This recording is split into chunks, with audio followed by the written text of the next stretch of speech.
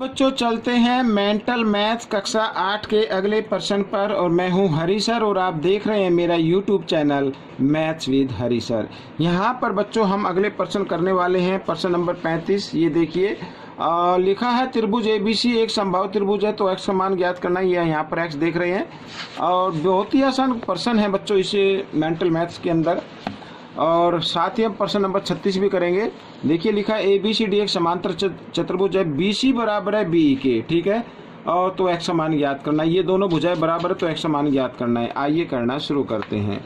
तो यहाँ पर इस प्रश्न को भी मैंने पहले से लिख के रखा हुआ है, ये देखिए मैं आपको दिखाता हूँ। देखिए आइए अब इसको कर लेते हैं हल, ठीक है। ये एक संभाव त्रिभुज है, लिख लेता हूँ मैं दोबारा। त्रिभुज ABC एक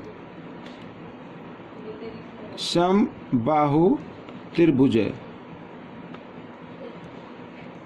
ठीक है।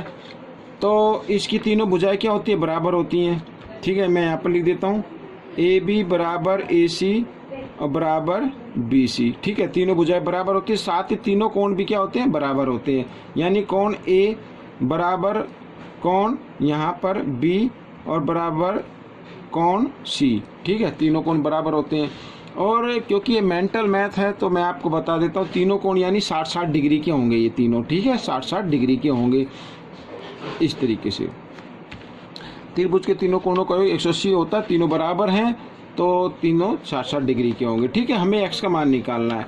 तो यहाँ पर देखिए बच्चों, कोण ABD, ठीक है, ABD और जमा कोण ABC, तो दोनों का योग 180 डिग्री होगा। इन्हें बोलते हैं बच्चों रेखीय युग्म,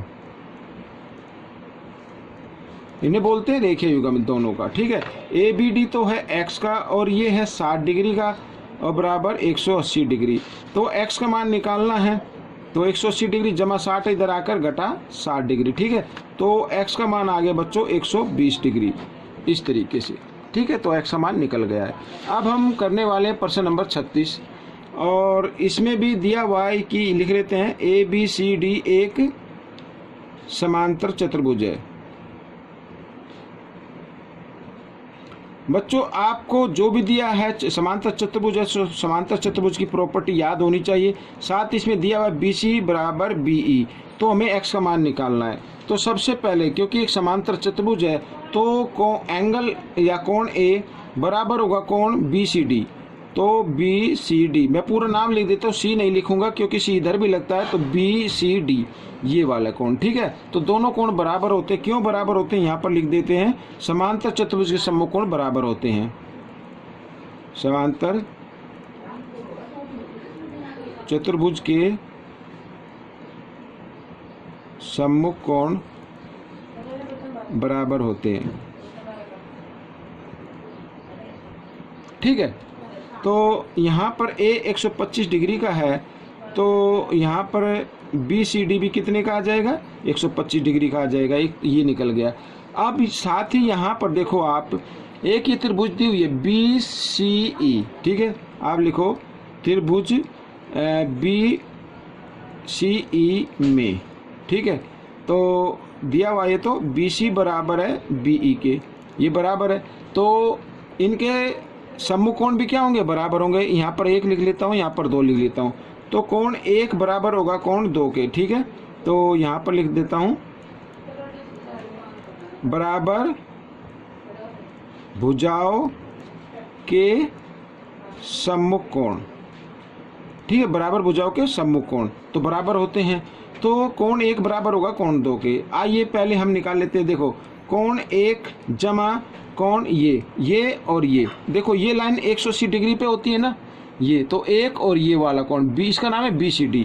तो BCD बराबर होते हैं 180 के। इन्हें बोलते हैं रेखीय युग्म, रेखीय युग्म। तो एक कोण 1 हमें ज्ञात करना है तो एक को इधर ही रहने, चलो मैं लिख लेता हूँ पहले BCD कितने का है बच्चों, 100 यहाँ पर 25 डिग्री का, ठीक है, बराबर 180 डिग्री।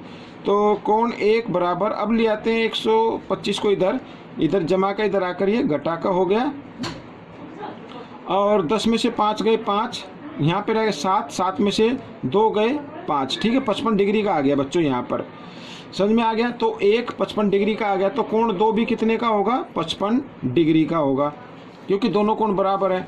अब हमें x का मान निकालना है, क्योंकि त्रिभुज के तीनों कोणों का योग कितना होता है, 180 डिग्री होता है। तो शॉर्ट में लिखता हूँ मैं, x जमा कोण 1 जमा कोण 2 बराबर 180, ठीक है। आप चाहे तो लिख सकते हैं इसके आगे, त्रिभुज के तीनों कोणों का योग 180 डिग्री होता है। तो x का मान निकालना है हमें, तो एक 55 डिग्री का है, तो b भी 55 डिग्री का है, और यहाँ पर 180 डिग्री लिख लेते हैं। तो x 55 और 55 110 डिग्री आ गए बच्चों।